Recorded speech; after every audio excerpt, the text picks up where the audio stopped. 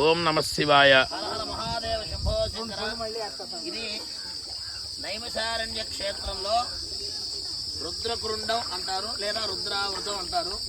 ఇది ఇక్కడ చూడండి, నందీశ్వరుడు శివుడికి ఎప్పుడు ఎదురకుండా నంది భగవానుడు అక్కడ ఉంటాడు. అంటే ఏమిటి, శివుడు లోపల గుప్తంగా ఉన్నాడు.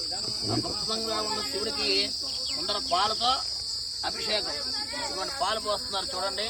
చక్కగా స్వామివారి పాలు తీసుకుంటున్నారు. హర హర మహాదేవ, హర హర తర్వాత అన్నిటికంటే ప్రీతికరమైనటువంటిది ఈశ్వరుడికి బిల్వదళం. ఒక్క బిల్వదళం సమర్పిస్తే ఈశ్వరుడు ఎంతో ప్రీతి చెందుతాడు. విశేషం ఏంటి ఇక్కడ ఆ బిల్వదళం? దీంట్లో బిల్వదళం మామూలుగా ఏంటంటే తేలాలి నీటిలో, కానీ బిల్వదళం నీటిలో వేస్తే ఏం చేస్తుంది, ఈశ్వరుడి దగ్గర చూడండి లోపలికి వెళ్ళిపోతుంది.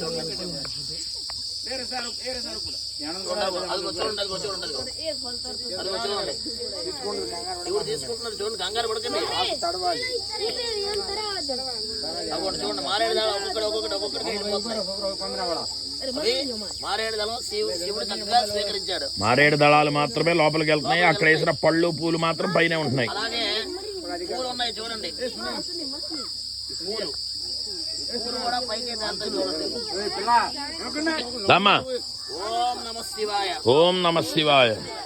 హర హర మహాదేవ్, హర హర మహాదేవ్, హర హర మహాదేవ్. ఓం నమ శివాయ, ఓం నమ శివాయ. ఈ పండు అనేటువంటిది లోపల ఉన్నటువంటి ఈశ్వరుడు గుప్తంగా ఉంటాడు. అంటే గుప్తంగా అంటే మనకు కనిపించకుండా ఉంటాడు. ఆ పండు మనం కళ్ళగద్దుకుని మన కోరిక చెప్పుకుని ఆ శివుడికి వేసినట్లయితే మన కోరిక కనుక సత్యమైంది ఏదే కనుక స్వయంగా తీసుకుంటాడు. చూడండి, కళ్ళగద్దుకోమ్మా.